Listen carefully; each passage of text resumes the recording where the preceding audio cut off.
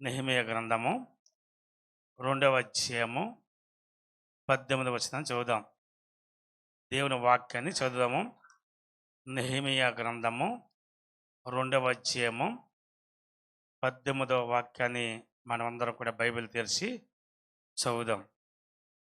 ఇదియుగాక నాకు సహాయం చేయు దేవుని కరుణాస్తమును గూర్చియు రాజు నాకు చదివిచ్చిన మాటలనియు నేను వారితో చెప్పుతిని.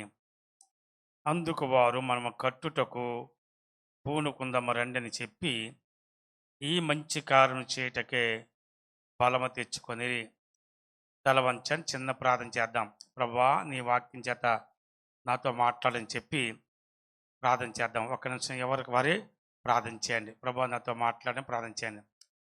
పరిశుద్ధుడైన దేవా, జీవాధిపతి, మీ ఘనమైన నామం కొరకు వందనాలు. మీ అద్భుత కృపనిచ్చి కనికరించి దయనిచ్చిన విధానం పెట్టి వందనాలు. దైవమ్మ, మరి ఈ ఉదయకాల సమయంలో మమ్మల్ని ఇంతవరకు కాపాడారు, సజ్జ లెక్కలు ఉంచారు. మీకు వందనాలు. 4 నెలలు కాపాడారు. 5వ నెల మొదటి పునరుత్థాన దినము ఈ 4వ దినము మాకు ఇచ్చి పరిశుద్ధులతో కలిసి బాగా మిషన్లో కూడుకోటకు, స్తుతించుటకు, మీ జీవవాక్కులు వినుటకు మాకు ఇచ్చిన ఈ ధన్యతను పెట్టి వందనాలు. తీసుకొచ్చిన వారిని పెట్టి వందనాలు. రావాల్సిన బిడ్డలందరూ కూడా తండ్రి మీ సకాలం నడిపించండి, కార్యించని ప్రార్థిస్తున్నాం.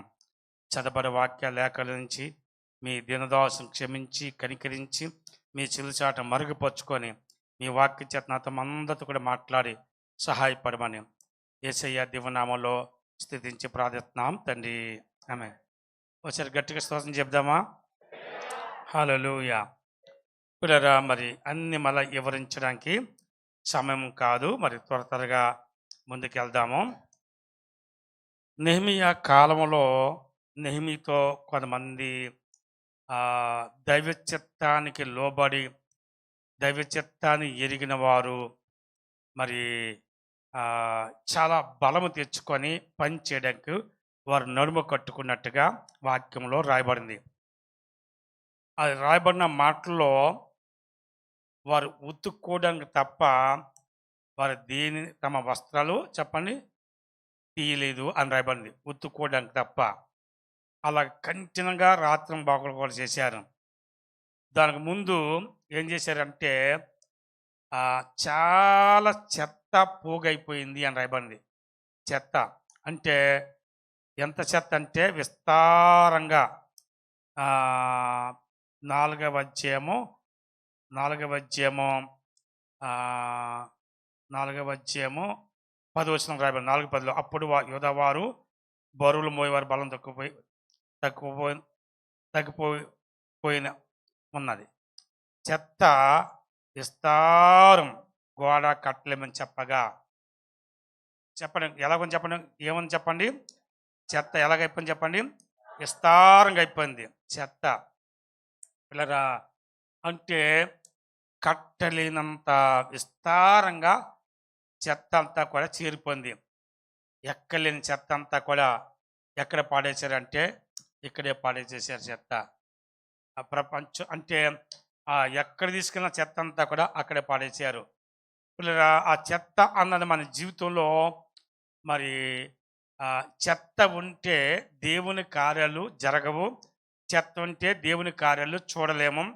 చెత్త ఉంటే దేవుని కార్యాలు అనుభవించలేము అన్నమాట. ఆ చెత్త తీసేసినప్పుడే ఏది కట్టాలన్నా ఏ పని చేయాలన్నా చెత్త తీసినప్పుడే ఆ కార్యం జరుగుతుంది. చెత్త తీయకపోతే ఆ కార్యం చెప్పండి జరగదన్నమాట. కాబట్టి వీళ్ళు ఏం చేశారు? చెత్త ఫస్ట్ ఏం చేసి చెప్పండి, చెత్త తీసి బీటలు కట్టేశారు. బీటలన్నీ కూడా పూడ్చారు అన్నమాట. వాళ్ళు చేసే గొప్ప పని. అందుకే మేము చేసిన పని మిక్కిలి గొప్పది. కాబట్టి ఆ గొప్ప పని చేయడం చాలా గొప్పది అన్నమాట. కాబట్టి వాళ్ళు ఏం చేశారు అంటే మీకు చెప్పాను కదా, గత వారం చెప్పాను. ఈ వారం మెసేజ్ దీన్ని అనుబంధించింది వేరే వాక్యం చెప్దాం అనుకున్నాను, కానీ మరి కుదరలేకపోయింది. పరిశుద్ధాత్మ దేవుడు నన్ను ప్రేరేపించాడు కాబట్టి ఇది చెప్తున్నాను. ఏం కట్టాలంటే ప్రాకారం కట్టాలని చెప్పాను. తర్వాత ప్రాకారంగా ఇల్లు కట్టాల, ప్రాకారంగా పురము, ప్రాకారంగా ఊరు, ప్రాకారంగా పట్టణం, ప్రాకారంగా పొలము, ప్రాకారంగా పునాదులు. ఇవన్నీ కూడా మనం ఏం చేయాలి చెప్పండి, కట్టాలా అని రాబండి. దీంతో పాటు కట్టవలసింది ఏంటంటే గుమ్మముల కట్టాల. చెప్పండి, ఏం కట్టాలి చెప్పండి, గుమ్మం కట్టాల. గుమ్మములు ఏమయ్యాయి చెప్పండి, కాల్చబడే. గుమ్మలు చెప్పండి, ప్రాకారం కూల్చబడింది, గుమ్మం చెప్పండి కాల్చబడింది. కాబట్టి ఏ గుమ్మము అని అంటే మొట్టమొదటిగా ఏ గుమ్మం చెప్పండి, గొర్రెల గుమ్మం. అందు చెప్పండి, ఏ గుమ్మము, గొర్రెల గుమ్మం. పిల్లరా, గొర్రెల గుమ్మము అంటే దేనికి సాదృశ్యం చెప్పండి, రక్షణ అని చెప్పండి. ఏం చెప్పండి, రక్షణ. రక్షణ అన్నది నిర్లక్ష్యం చేయకూడదు. ఈ రక్షణ మనం ఎలా కాపాడుకోవాలంటే ఫిలిప్పీ పత్రిక 2:12 రాయబడింది. ఫిలిప్పీ పత్రిక 2:12 అంటే భయముతోనూ వణుకుతోనూ మనకిచ్చిన సొంత రక్షణ దాన్ని ఏం చేయమన్నాడు, కాపాడుకోవాలా. ఎలా కాపాడుకోవాలి చెప్పండి, భయముతోనూ వణుకుతో. ఏది, దేవుడు మనకి సొంత రక్షణ ఇచ్చాడు. ఈ రక్షణ దొంగిలించడానికి దుష్టుడు అపవాది ఎన్నో ప్లాన్లు ఎత్తాడు.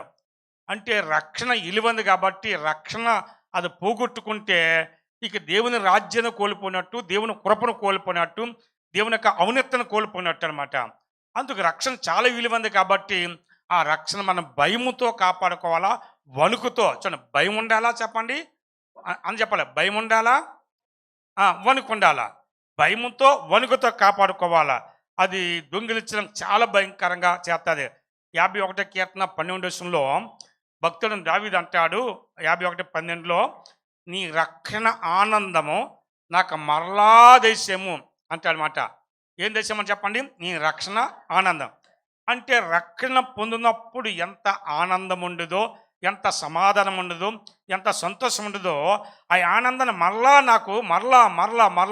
నాకు దయచేయని చెప్పేసి మరి భక్తుడు ప్రార్థన చేస్తున్నట్టుగా బైబిల్ వాక్యంలో రాయబడిన. పిల్లరా, మొదటి దర్శన పత్రిక 5వ అధ్యాయము 9 రాయబడింది. మొదటి దర్శన పత్రిక 5వ అధ్యాయం 9 ఏమని రాయబడింది అంటే, అక్కడ దేవుడు మనల్ని రక్షణ పొందుటకే నియమించాడు కానీ ఉగ్రత పాలొకటకు నియమించలేదు. చెప్పండి, ఎందుకు నియమించాడు చెప్పండి, రక్షణ పొందుటకే. అంటే ఒక మాట, మొట్టమొదటిగా గుమ్మం మనము మీకు చెప్పాను. అక్కడ ఏమని చెప్పండి, లాస్ట్లో ఏమని చెప్పండి, లాస్ట్లో ఏముంది కరెక్ట్ చెప్పాలి, పోయిన వారం విన్న వాళ్ళు. జీవవృక్ష ఫలం ఉంది, మర్చిపోకండి. ఏం చెప్పండి, జీవవృక్ష ఫలం. జీవవృక్ష ఫలాన్ని భుజించినంత వరకు కూడా మరణం అని ఎంటాడుతుంది. అంటే మరణానికి మన మీద అధికారం ఉంటుంది. ఆ మరణం మన మీద అధికారం ఎప్పుడు పోతుంది అని అంటే జీవవృక్ష ఫలాన్ని భుజించినప్పుడు. అందుకే ప్రభు గట్టిగా నొక్కి ఈ మాట చెప్పాడు, కానీ వృక్షమునకు హక్కు గలవారే అంటాడు. చక్ర మాట, జీవవృక్షమునకు హక్కు గలవారే గుమ్మముల గుండా ఆ పట్టణంలో ప్రవేశించేవారు ధన్యులమాటండి. అంటే ఆదిమ మానవుడైన ఆదాము ఏం చేశాడంటే ఆ జీవవృక్ష ఫలాన్ని పోగొట్టుకున్నాడు. ఏం పోగొట్టుకున్నాడు చెప్పండి, జీవవృక్ష ఫలాన్ని పోగొట్టుకున్నాడు. కడపటి ఆదామన యేసుక్రీస్తు ద్వారాగా తిరిగి ఆ పోగొట్టుకున్న ఆ జీవవృక్ష ఫలం దేవుడు మనకు అనుగ్రహించాడండి. నా మాట అర్థమైందండి. మొదట ఆదాము పోగొట్టుకున్నాడు, కడపటి ఆదామని యేసుక్రీస్తు మన ఆ జీవవృక్ష ఫలాన్ని మనకి ఏం చేశాడు, మనకి ఎలాగిచ్చాడు, ఉచితంగా. అందుకే ఆ జీవవృక్ష ఫలాన్ని భుజించాలంటే ఏం చేయాలా, ఎలాగెళ్ళాలా చెప్పండి, మర్చిపోకండి. జీవవృక్ష ఫలాన్ని భుజించాలంటే ఎలాగెళ్ళాలా, గుమ్మముల గుండా వెళ్ళాలా. అందరూ చెప్పండి, ఎలాగెళ్ళ మీ మనసు ఎక్కడే పట్టండి. ఇది ఎంత గొప్ప కృప చూడండి. ఈ జీవవృక్ష ఫలాన్ని భుజించడానికి దేని గుండా వెళ్ళాలా, గుమ్మాల గుండా వెళ్ళాలా. మొదటి గుమ్మం ఏది అంటే చెప్పండి, గొర్రెల గుమ్మము. గొర్రెల గుమ్మము అనగా చెప్పండి, రక్షణ.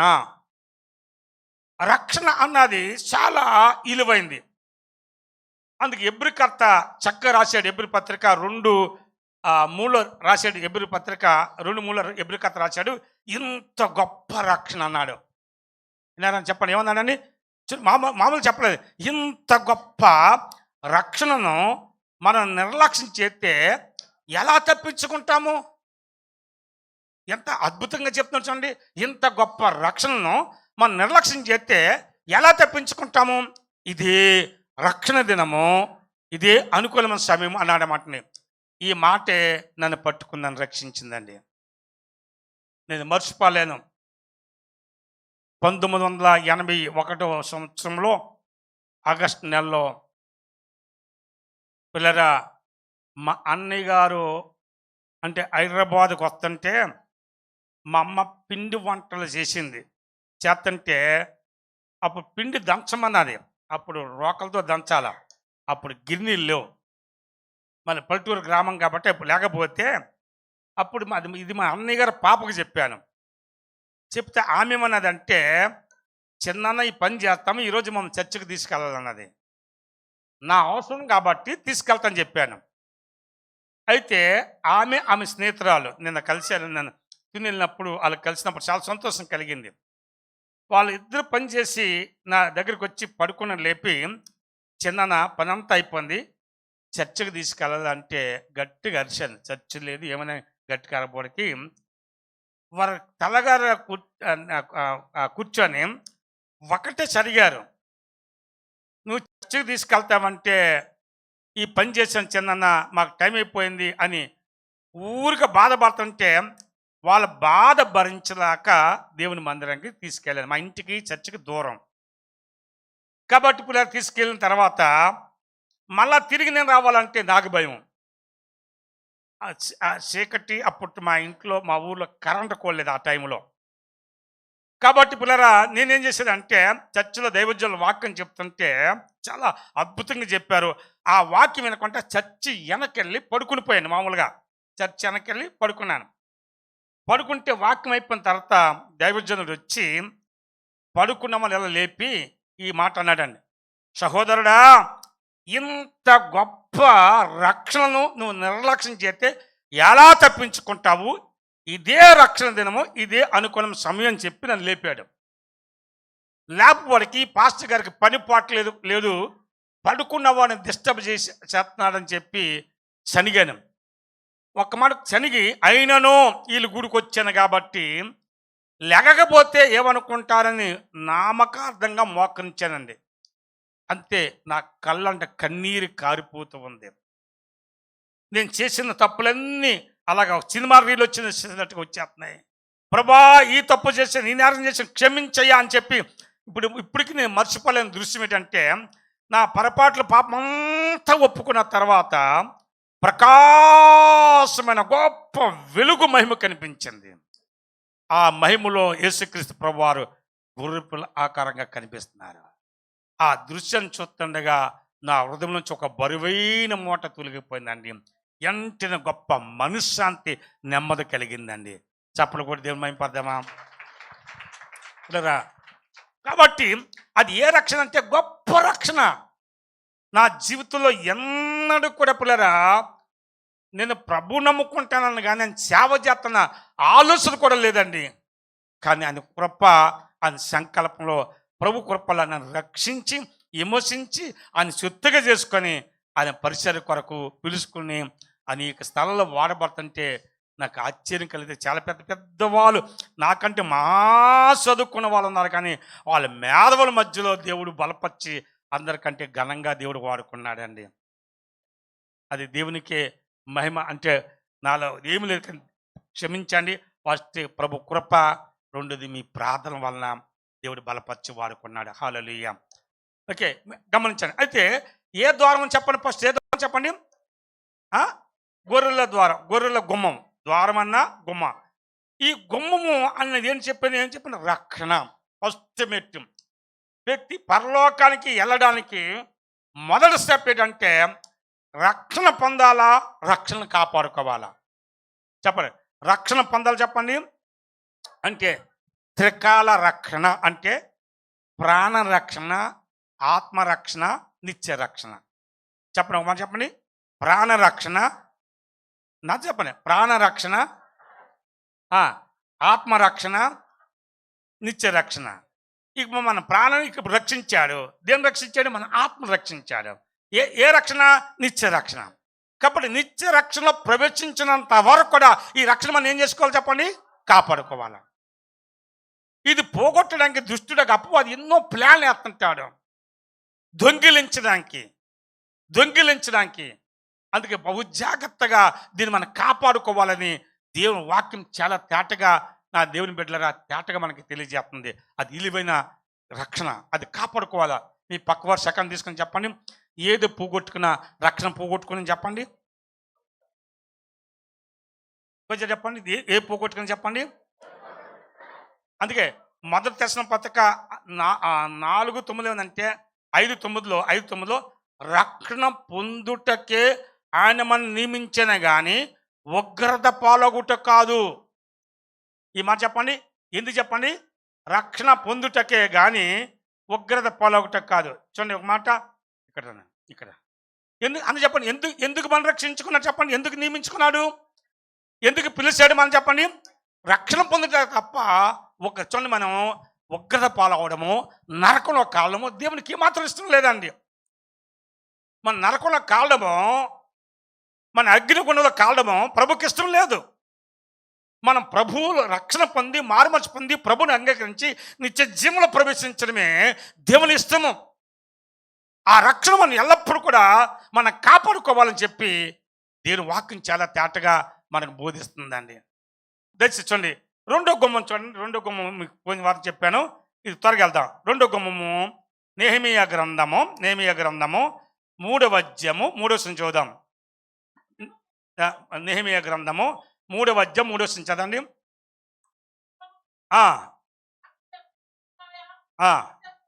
సరే, గమనించండి. కట్టింది ఎవరో తర్వాత చెప్దాం, కానీ ఏ గుమ్మం చెప్పండి? మత్స్యపు గుమ్మం. చూడండి పిల్లరా, ఈ మత్స్యపు గుమ్మం అన్నది చాలా గొప్పది. అంటే మత్స్యపు అంటే చేపలే కదా, చేప అంటే చేప అన్న మాట పాత నిబంధనలో కానీ కొత్త నిబంధనలు కానీ ఒక మర్మం చెప్తాను.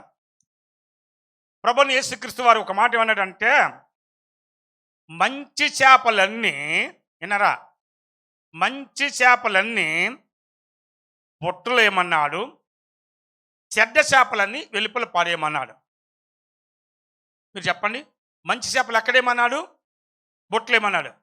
చెడ్డ చేపలని ఏం చేయమన్నాడు? వెలుపల పారేయమన్నాడు. చేపల్లో మంచి చేపలు చెడ్డ చేపలు ఉంటాయా? ఆ తల్లి తల ఊపుతుంది ఉంటాయని. మన కాకినాడకి వెళ్తే గురజలు ఉండేరు, మట్ట గిరసలు అంటారు.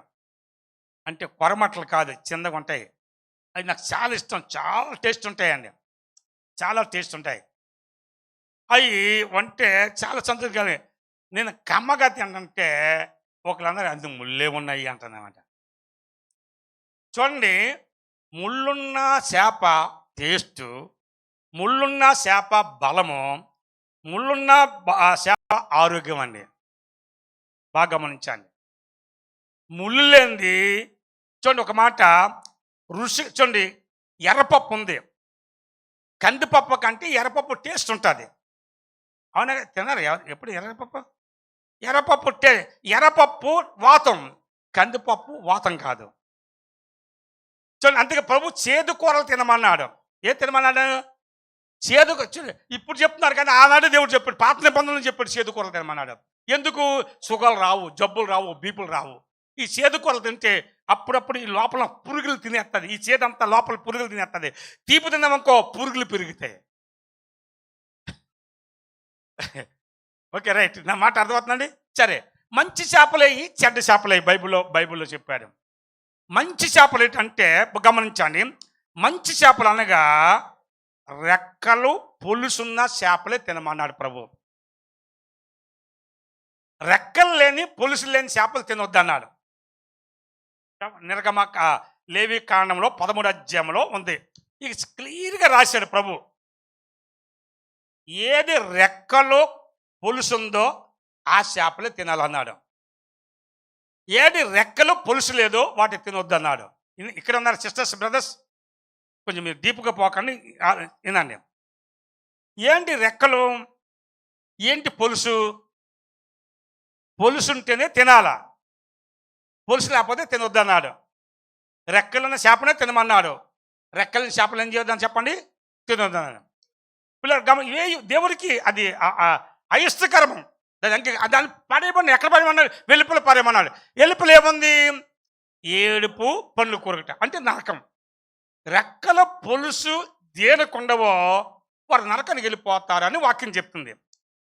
పొలుసు అంటే రక్షణ.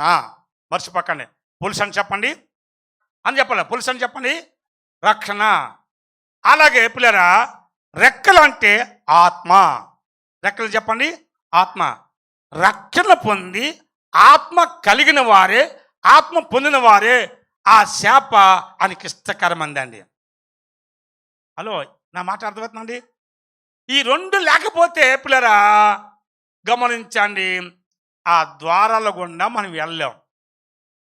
ఆత్మ కలిగి ఉండాలా, ఆత్మ పొందాలా, ఆత్మ వశమై ఉండాలా, ఆత్మ ప్రకారంగా జీవించాలా, రెక్కలు ఉండాలా. అందుకే రెక్కల గలవారేమో చూసుకునడి, పైకి ఎగరగలవారేమో పరీక్షించుడి, జాయ్ జాయ్ శ్రీయేసు దిగివచ్చి అని ఒక భక్తుడు చక్కగా రాశాడు. నాకు పాటలు పాడే వరం లేదు, నేను చాలా పాడదాం అనుకుంటాను. ప్రభువుని అడగాలనిపిస్తుంది ఒక్కొక్కసారి. ఇంక ఇప్పుడు అడిగి ఏం చేయాలా, ఇంక పాడేవాళ్ళు మనకి ఇచ్చారు. సరే, అయితే గమనించండి, ఒక్క మాట చెప్తాను, చాలాసార్లు చెప్పాను. ఒకసారి మేము గజ్వేల్ ఉన్నప్పుడు, బాగానండి, గజ్వేల్ ఉన్నప్పుడు సీమ ఈకను పట్టుకుపోతుంది. విన్నారా మీరు? చెప్పండి, సీమ ఈకను పట్టుకెళ్తుంది. శకుంతల గారు, సీమ పెద్దదా ఈక పెద్దదా చెప్పండి, సీమ పెద్దదా ఈక పెద్దదా? ఈగ చెప్పండి, ఈక పెద్దది. ఈగ ఏం చేస్తుంది, సీమ ఏం చేస్తుందంటే, ఈగకి రెక్కలు ఉన్నాయి, సీమకి కాళ్ళు ఉన్నాయి. కాళ్ళున్న సీమ రెక్కలున్న ఈగను పట్టిపోతుంది. చాలా ఆశ్చర్యం. నేను అప్పుడే వచ్చి స్నానం చేసి కుర్చీలో కూర్చుంటే ఈ ఈగ చీమ పట్టిపోతుంది, ఇట్లా ఇలా దుర్రించుకొని పోతున్నారు. నిజంగా మీరు ఎప్పుడైనా అలా పట్టుకొని చూసారా? మీరు ఎప్పుడైనా ఎలా పట్టుకెళ్తుంది? ఒక్కలా చక్క ఇలా ఇలా పట్టిపోతుంటే అదేంటబ్బా కూర్చొని ఆశ్చర్యంగా చూస్తున్నాను. చీమ ఏంటి, ఈగలు పట్టుకోవడం ఏంటి అని చూస్తామంటే బాత్రూమ్ వరకు తీసుకెళ్ళిపోయింది. ఇక బాత్రూమ్కి వెళ్ళిపోతే కనబడదని ఏం చేశాను, దగ్గరికి వెళ్ళి ఆ ఈగని సీమని పట్టుకొని ఇలా తీసేదండి. ఇలా తీపడికి ఈగ తుర్రమని ఎగిరిపోయిందండి. నాకు ఆశ్చర్యం కలిగిందండి. అయితే బతుకున్న ఈగని ఈ సీమ ఎలా పట్టుకుపోయింది అంటారు?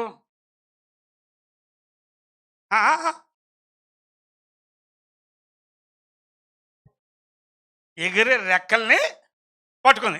బాగా చెప్తున్నారు. ఎలా పట్టుకుంది, ఎలాగ సాధ్యం అవరది? అది నిద్రపోయిందండి. నిద్రపోతే ఎలా సాధ్యము? అది పాపం కొనుక్కు ఇలా నిద్రపోయింది. ఫస్ట్ రెండు రెక్కలు పట్టుకోబోడు, కదలేకపోయింది. అంత పెద్ద ఈగ చిన్న సీమను ఓడించలేకపోయిందండి. ఇప్పుడు ఫ్లైట్ కూడా చూడండి, ఫ్లైట్ అంత పెద్ద ఫ్లైట్ ఒక గెద్ద కానీ కాక కానీ పై కూలిపోతుంది. రెక్కలు తగిలినాక ఊడిపోతుంది. రెక్కలు అంత ఇలివైందండి, అంత బహు జాగ్రత్తగా కాపాడుకోవాలా.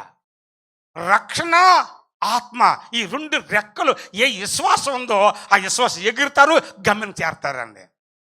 ఈ రెండు లేకపోతే చాలా కష్టతరం దేవుని బిడ్డలారా.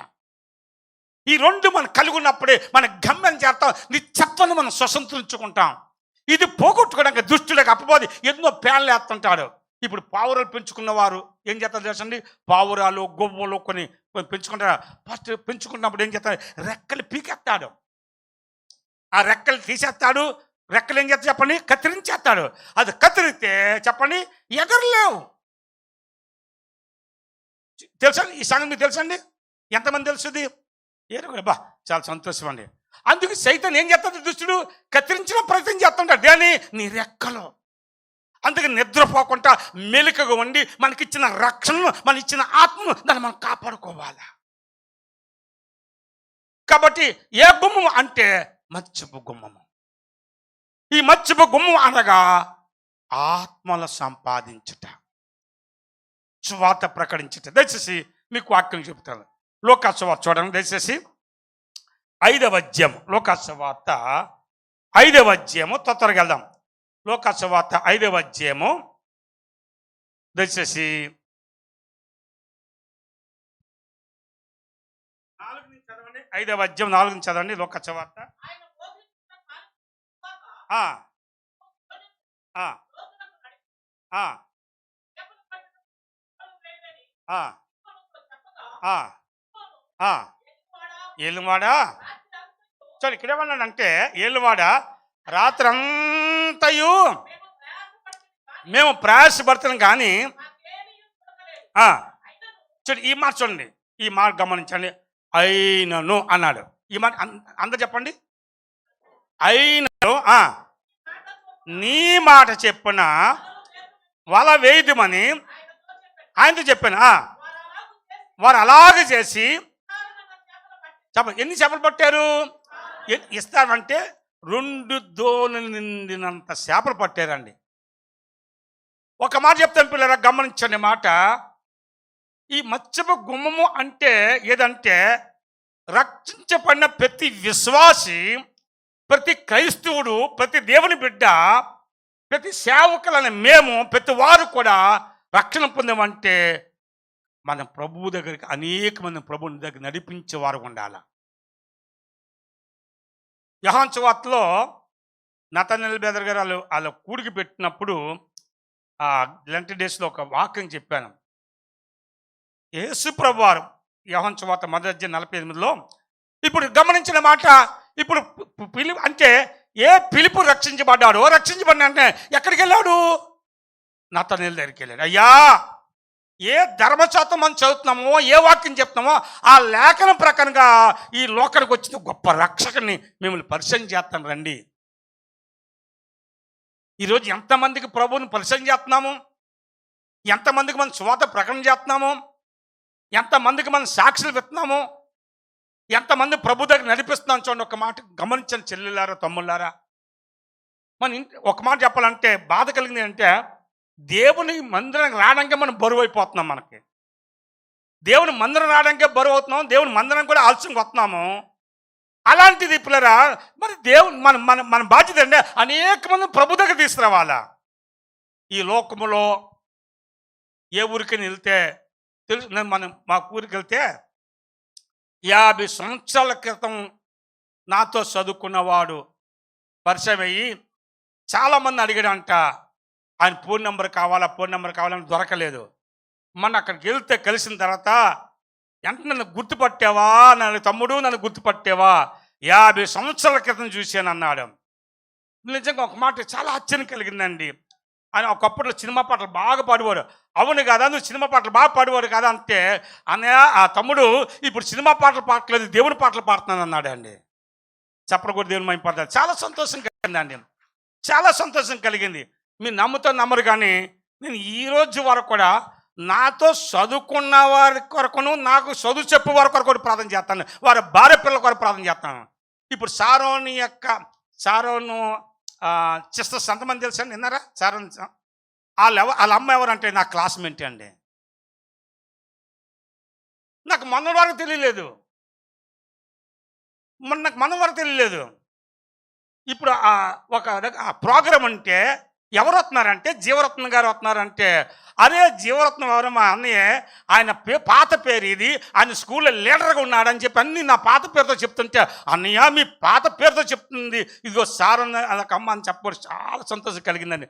అప్పుడు వాళ్ళ భర్త వచ్చి కలిసి, నేను మీ దగ్గర ఉన్నాను, నా భార్య ఇది అని చెప్తే చాలా ఆశ్చర్యం కలిగిందండి. నాతో చదువుకున్న వారు కూడా మంచి సేవకులు అయ్యారు. తొంటరోళ్ళు కొద్దిమంది అయ్యారు, మంచోళ్ళు చాలామంది అయ్యారు. ఇంకొక వార్త తెలిసింది రాత్రి అంటే, వాలవారం ప్రాజెక్టు ఆ చీఫ్ ఇంజనీర్ కూడా నాతో చదువుకున్నవాడండి. నాకు చాలా సంతోషం కలిగిందండి. నేను చెప్పాను, వాళ్ళు నన్ను బాగా త్రాగుబోతు కాదా అని చెప్పాను. అలా తాగుబోతు అని సరే, ఆయన పిల్ల బాబు పాప బుద్ధిగా చదువుకున్నారు. వాళ్ళు అలా గవర్నమెంట్ టీచర్ అయినా తాగొచ్చి ఎక్కడ పడిపోతుంటే వీళ్ళు సిగ్గుపడి అలాగ ఇంటికి తీసుకెళ్ళేవారు. అలాగ తండ్రి త్రాగపోతేనా పిల్లలు చదువుకొని ఇప్పుడు పోలవరం ప్రాజెక్టు కూడా చీఫ్ ఇంజనీర్ అయ్యాడంటే ఎంత గొప్ప కృప అండి. ఈరోజు మన పిల్లల పరిస్థితి చూడండి. తల్లిదండ్రులు మంచుకుంటే పిల్లలు తాగుబోతులు అయిపోతున్నారు. తల్లిదండ్రులు తాగుబోతులతో పిల్లలు బుద్ధిమంతులు అయ్యారండి. అది ఎంత గొప్ప కృప. నా తమ్ముడు చెల్లి గమనించండి మాట. ఈరోజు నిజంగా మన పిల్లలు ఆ స్థితికి ఎదిగితే దాన్ని మించిన భాగ్యం ఇంకేం కావాలి చెప్పండి. నా మాట అర్థమవుతున్నాను మీకు? ఆ టెన్షన్లో ఉన్నారు మీరంతా. ఓకే, రైట్, ప్రైజ్ లార్డ్, హల్లెలూయా. సరే, గమనించిన మాట. అయితే పిల్లరా, నాకు చాలా సంతోషం కలిగిందండి. ప్రభు చిత్తం 5వ తారీఖు నాడు వాళ్ళందరం మేము కలుస్తున్నాం. మళ్ళా అంటే ఇక్కడ ఈ సారన్ సిస్టర్స్ మేము అంతా కలుస్తున్నాం పిల్లరా. అంటే చాలా సంతోషం. వాళ్ళ దగ్గర ప్రోగ్రాం ఉంది, అక్కడ నేను మెసేజ్ ఇవ్వబోతున్నాను. అది దేవుని కృప. నాకు చాలా ప్రభువుని పెట్టి నేను స్తుతిస్తున్నాను. సరే, వినండి మాట, గమనించండి మాట. ఏమన్నాడంటే అందుకు రెక్కలు పొలుసు. ఈరోజు ఈ మాట చెప్పండి. రెక్కలని ఎలా చెప్పండి? పొలుసు అని చెప్పండి. పొలుసు అంటే కవసం, రక్షణ. రెక్కలని చెప్పండి, ఆత్మ. ఈ రెండు కలిగి ఉన్నప్పుడే సంఘం ఎత్తబడుతుంది. ఆ విశ్వాసం ఎత్తబడతాడు. ఆ విశ్వాసి మచ్చప గుమ్మం గుండా దాటి వెళ్తాడండి. కాబట్టి ఇప్పుడు పేతురు చూడండి, రాత్రి అంతా ప్రయాసపడ్డాడు. ఎన్ని చేపలు దొరికాయండి?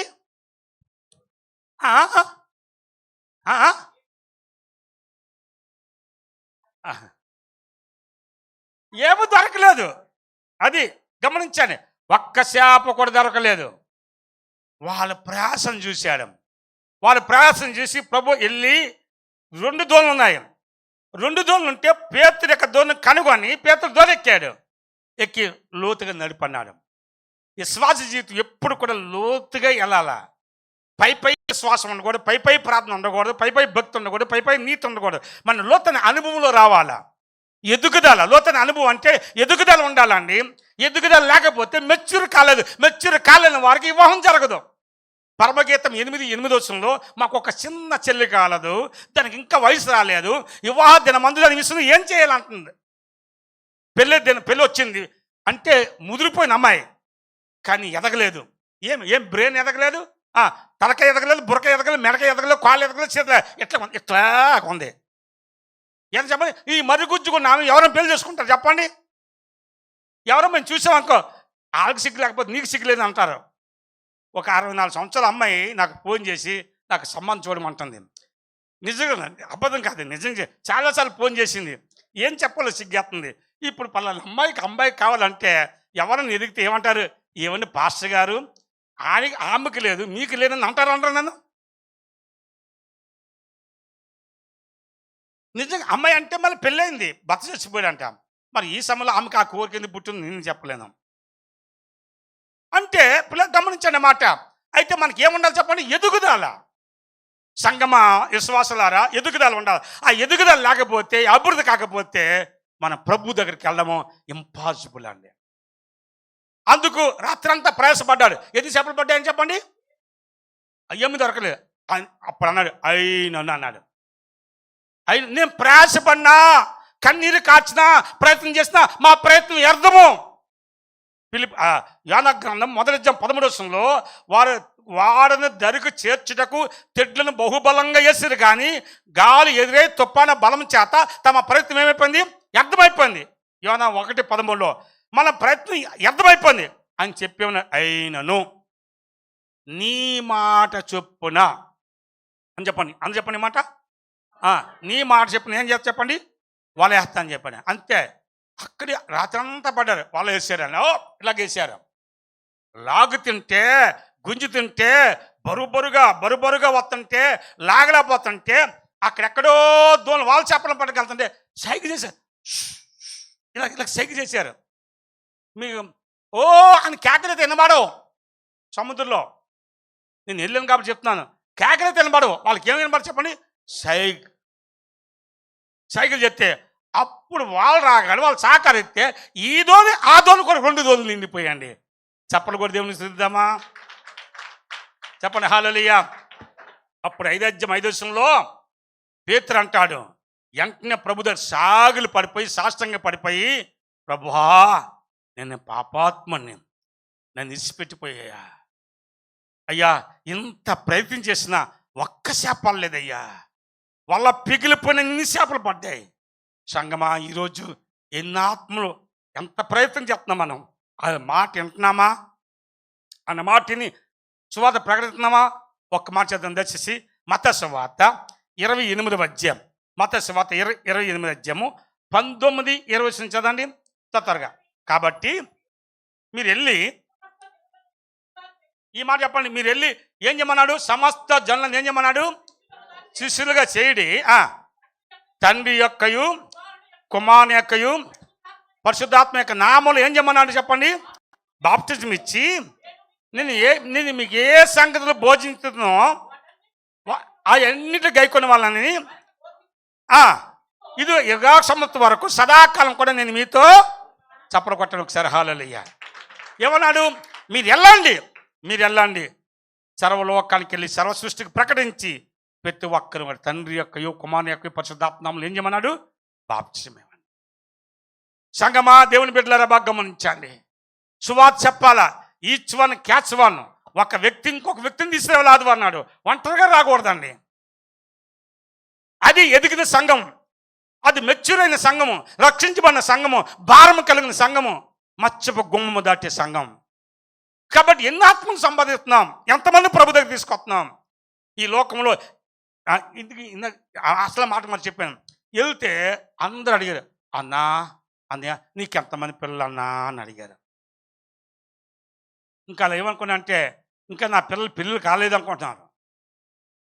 నిజంగానండి. అనుకుంటే పెళ్ళి అవ్వడం కాదు, కొడుక్కి 2 పిల్లలు, బిడ్డకు 2 పిల్లలు అని చెప్పడానికి చాలా ఆశ్చర్యం కలిగింది. నా దేవుని బిడ్డలారా గమనించిన మాట, మనం ఎవరు అడిగినా నీకు ఎంత ఆస్తుంది, ఎంత డబ్బు ఉంది అని అడగరు. ఏమడిగితే చెప్పండి, అవునా కదా? ఎంతమంది పిల్లల్ని అడుగుతారు. ఈ రోజుల్లో ఎక్కువ పిల్లలుంటే చిన్న చూపు చూస్తారు, తక్కువ పిల్లలుంటే ముద్దుగా చేస్తారు. ఆ రోజుల్లో ఎక్కువ పిల్లలు ఉన్న వారిని ఏం చేశారంటే పుణ్యాత్ములు అన్నారు. ఈ రోజుల్లో ఎక్కువ పిల్లలు ఉన్న వారిని పాపాత్ములు అంటున్నారు. అప్పటికి ఇప్పుడు తేడా ఇదేంది. మీకు చాలాసార్లు చెప్పి, ఒకసారి మా నాన్న నేను రవితమ్ముడు ఒక ఊరికి వెళ్తున్నాం. అప్పుడు నడక, బస్సులు కానీ ఆటో కానీ ఏమి లేవు. వెళ్తుంటే ఒక ఊరు దాటి ఇంకొక ఊరు వెళ్తుంటే ఆ ఊరిలో ఒక ఆయన కలిసి, మామ నీకు ఎంతమంది పిల్లలు అంటే, మా నాన్న ఎంత గ్రేట్ చెప్పాడంటే 11 మంది అని గ్రేట్గా చెప్పాడండి. చాలా సంతోషం కలిగింది. 11 మంది అని గ్రేట్గా చెప్పాడు. ఈరోజు 11 మంది చెప్పండి అనండి, వాడానా 11 మంది పిల్లల కంటే పందినట్టుగా అంటారు. ఈరోజు నువ్వు పరలోకానికి వెళ్ళిన తర్వాత ఆత్మ సంబంధం పిల్లలు ఎంతమంది ఉన్నారు ప్రభు అడిగేది అదే. నీ ఎంతమంది రక్షించాం? నీ కన్నీరు ద్వారాగా, నీ ఇలిగి నెరుగుల ద్వారాగా, నీ ఉపవాస ప్రార్థన ద్వారాగా ఎంతమంది రక్షించబడ్డారు, ఎంతమంది తీసుకొచ్చి ఇదే ప్రభువుని అడుగుతాడు. నీ ఫలాలు ఏని అడుగుతాడు చెప్పండి. నీ ఫలాలు అడిగితే ఏం చూపిస్తాను చెప్పండి. ఎంతమంది ప్రభు దగ్గర తీసుకొచ్చాం, ఎంతమంది నడిపించామో ఇది అడుగుతాడండి. ఎప్పుడు దొరుకుతాయి అంటే ఆయన మాట విన్నప్పుడు అని చెప్పండి. ఎప్పుడు చెప్పండి అని చెప్పండి. ఎప్పుడండి?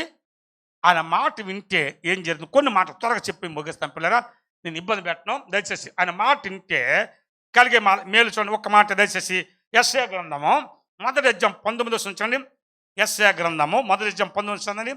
ఆయన మాట వింటే ఎలాంటి కార్యం జరుగుతుందో చూడండి. చూడండి, మీరు సమ్మతించి నా మాట వినిది ఎడల భూమి యొక్క మంచి పదార్థాలు మీరు ఏం చేస్తారు? చప్పలు కొట్టండి ఒకసారి ప్రభుకి. ఇక్కడ నేను చెప్పండి, మీరు ఈ మాట చెప్పండి, మీరు సమ్మతించి నా మాట విని ఎడల భూమి యొక్క మంచి పదార్థాలు అనుభవిస్తామండి. అబ్బా, భూమిలో ఏది శ్రేష్టమైన ఫలాలో ఏది నేను కనిపిస్తుంది తమ్ముడు కిషోరు, నతని బెదరు, ఎంత దండిచ్చే ప్రభా అనిపిస్తుంది. రకరకాల భోజనాలు తింటాను. మేము తిని మీరు ఎవ్వరు తినరండి. రాయలసీమ ఫుడ్ ఎలాగుంటుంది, కోస్తా ఆంధ్ర ఎలాగుంటుంది, ఏజెన్సీ ఆంధ్ర ఎలాగుంటుంది, గుంటూరు జిల్లా భోజనం ఎలాగుంటుంది, తెలంగాణ భోజనం ఎలాగుంటుంది. తెలంగాణలో కూడా అంటే తేడా ఉంటుంది. మహబూబ్నగర్ సైడ్ అటు సైడ్ భోజనం వేరు, ఇది మెదక్ సైడ్ భోజనం వేరు, నారాయణఖేడ్ సైడ్ భోజనం వేరు ఉంటుంది. ఇది తర్వాత ఇది నల్గొండ జిల్లా సైడ్ వేరు ఉంటుంది. ఈ రకరకాల అన్ని రకాల భోజనం చేశాను నేను. మీరు ఎవరైనా చేశారా? చెప్పరేటండి, చెప్పరు మీరు. చివరిగా రాష్ట్రపతి భోజనం కూడా చేశాను నేను. నిజంగానండి. నా దైవ బిడ్డలారా, అది దేవుడి కృప. నాకు కనిపిస్తుంది, అది చాలా ఆశ్చర్యం కలుగుతుంది. రకరకాల భోజనాలు. ఇది ఎవరు అంటే ఆయన మాట ఎవరైతే విన్నారో తమ్ముడు, భూమి యొక్క మంచి పదార్థాలు, శ్రేష్టమైన పదార్థాలు మీరు అనుభవిస్తారు, మీరు పూజిస్తారు అన్నాడండి. నీళ్ళపల్లి చెత్త తినము, లేనిపల్లి తినము, చక్కని భోజనం సిద్ధపడతాడు. ఎప్పుడు సిద్ధపడతాడు అంటే చెప్పండి, ఎప్పుడు చెప్పండి? ఆయన అందు చెప్పండి, ఎప్పుడు చెప్పండి? ఆయన మాట. ఇంకోటి చెప్పండి, ఎప్పుడు చెప్పండి? ఆయన మాట విన్నప్పుడు. ఓకే, ఆయన మాట వింటే చక్కటి భోజిస్తాం. రెండో, ఆయన మాట వింటే దయచేసి సామెతల గ్రంథము 4వ అధ్యాయం 10 చదవండి. సామెతల గ్రంథం 4:10 చదువు త్వరగా. 4:10. నా కుమారుడా నీవు ఆలకించి నా మాటలు అంగీకరించిన ఎడల ఏమవుతుంది చెప్పండి? దీర్ఘాస్మతులు. అందరు చెప్పండి, స్తోత్రం చెప్పండి.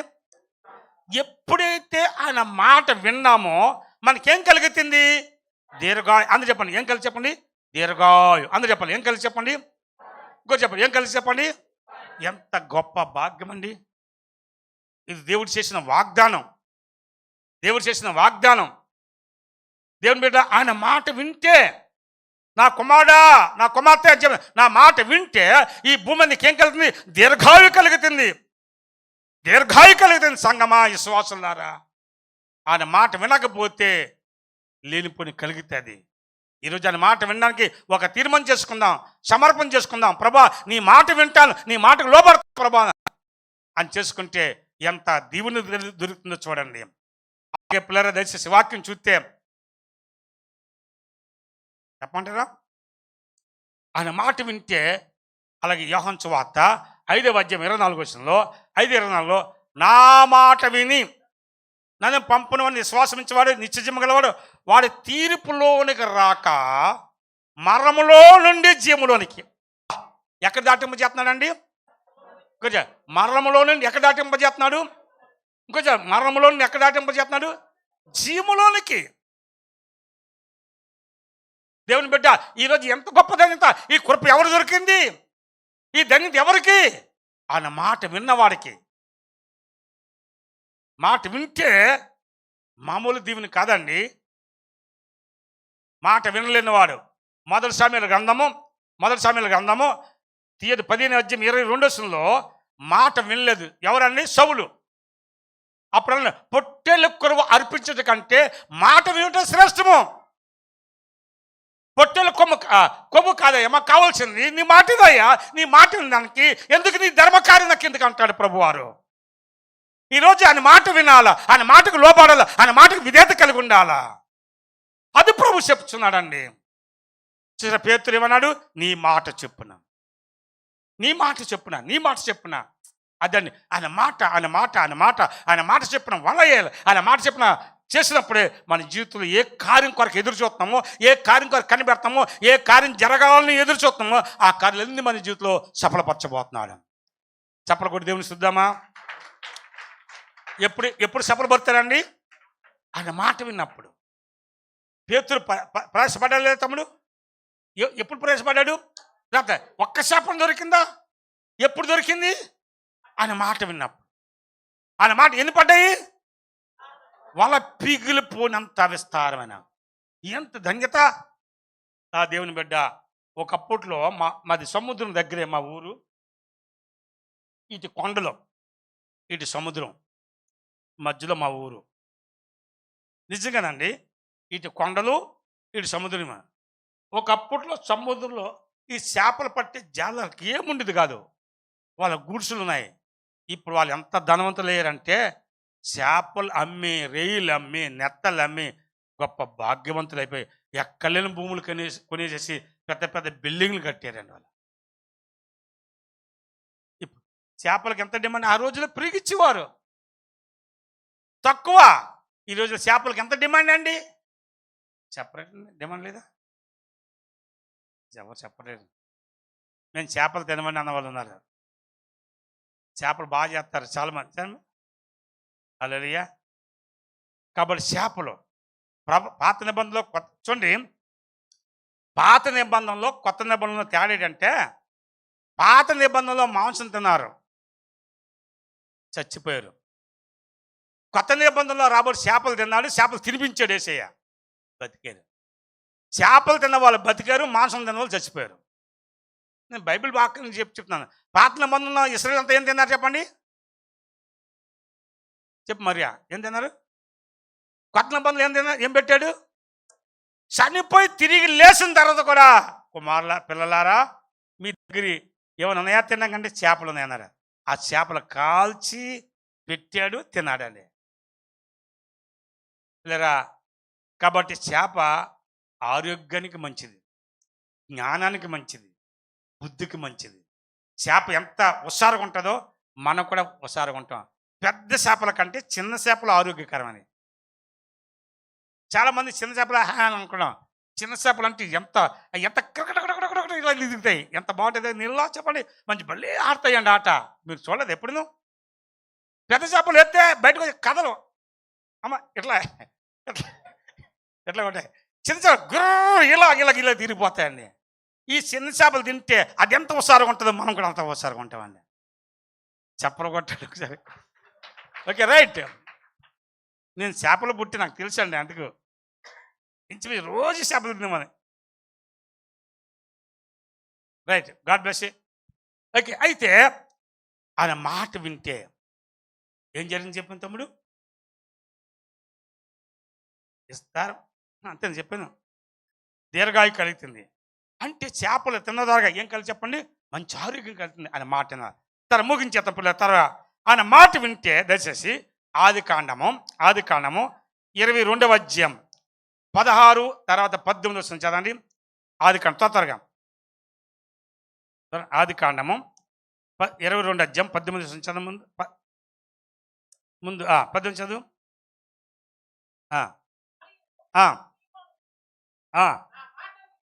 చూడు ఏమన్నాడంటే అబ్రహాంతో, మరియు నీవు నా మాట వినునందున భూలోకముల జనములన్నీ కూడా నీ సంతానం మూలమున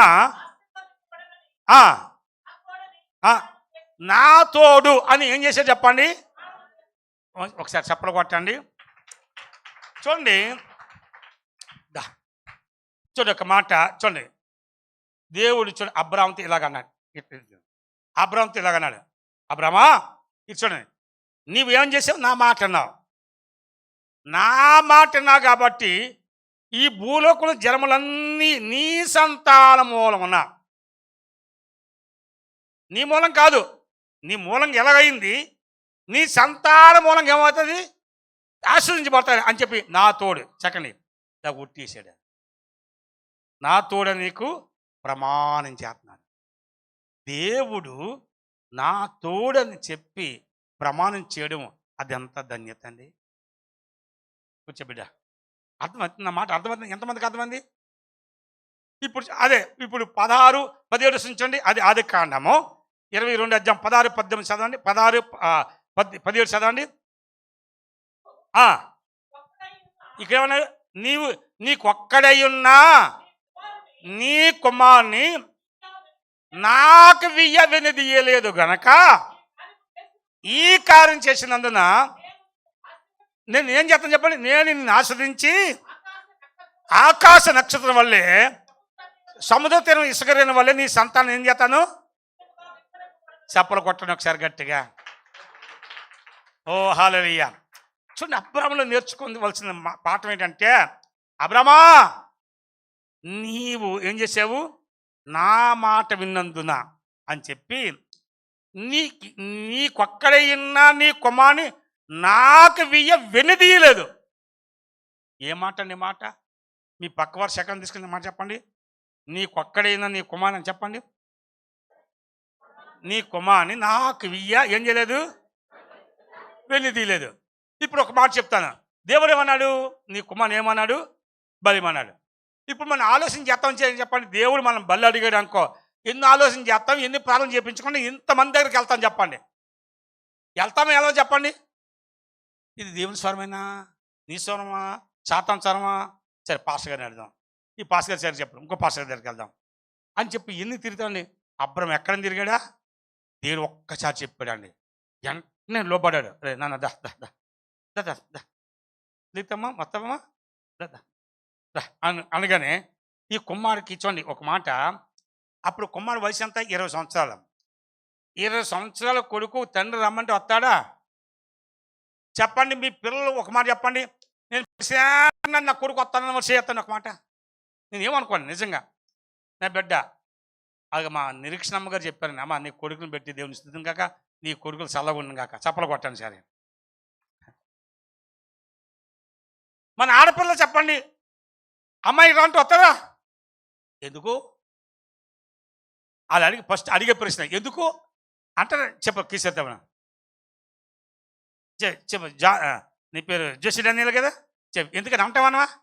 మీ మమ్మీ డాడీ మీ అమ్మమ్మ పిలిచి నాన్నమ్మ పిలిచాక ఎందుకు అమ్మమ్మ అంటావనవా? అంటాను, ఒప్పుకున్నాడు ఆయన. God bless you. నిజం వాస్తవే. పిలిచినంటే వచ్చేవాళ్ళు ఎవరున్నారు? చాలా తక్కువ అండి. కానీ 20 సంవత్సరాల వయసులో తండ్రి ఇసాకు రా అన్నాడు. ఎందుకు నాన్న, ఎక్కడ రావాలి నాన్న కూడా అనలేదండి. రమ్మంటే రా ఎంబడమ్మా వెళ్ళిపోతామన్నాడండి. దా దా నువ్వు దా నువ్వు. వీళ్ళిద్దరు పనులు తీసుకెళ్ళాడు.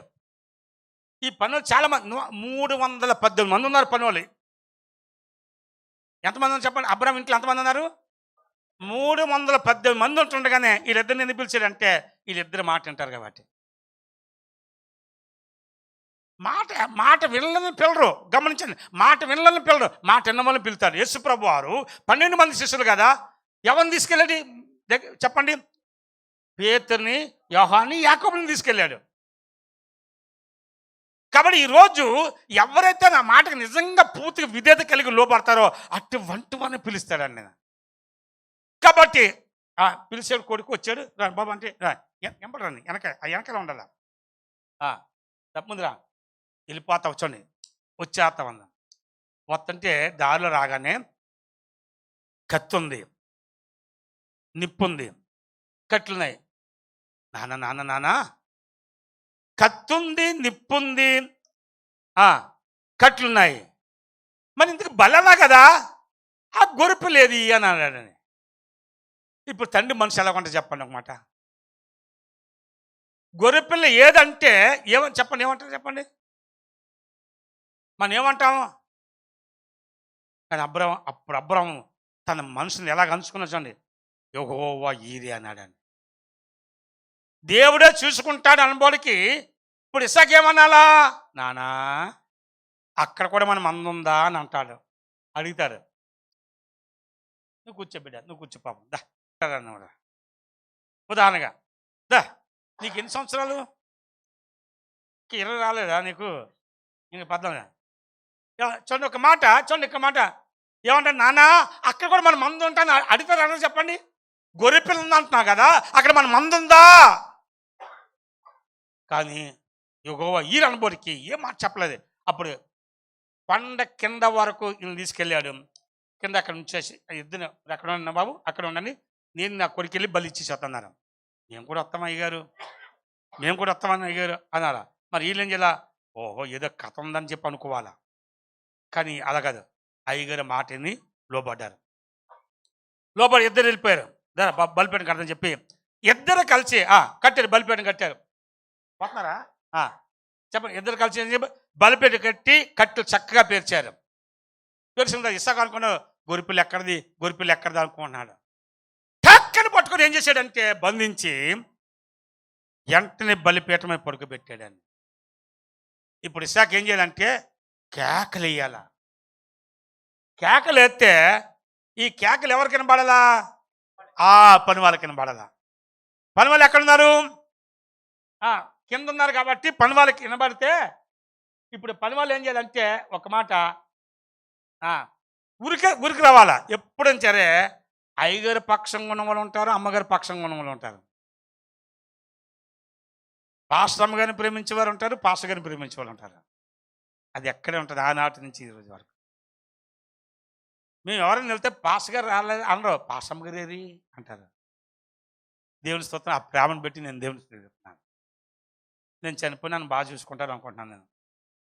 అయితే ఇప్పుడు కేకలేస్తే ఈయన అరిస్తే వీళ్ళిద్దరు పరగొట్టి వచ్చేసి ఏమంది అయ్యో అయ్యో ఏమంది అయ్యగారు ఏంటి మీకు మెంటలు వచ్చినా ఏంటి మన చిన్నబాబు గారు అయ్యో మన అయ్యగారు చంపేస్తారా చిన్నబాబుని చంపేస్తారని చెప్పి కేకలేసి ఒక జీవితం పరిగెట్టిపోవాలా.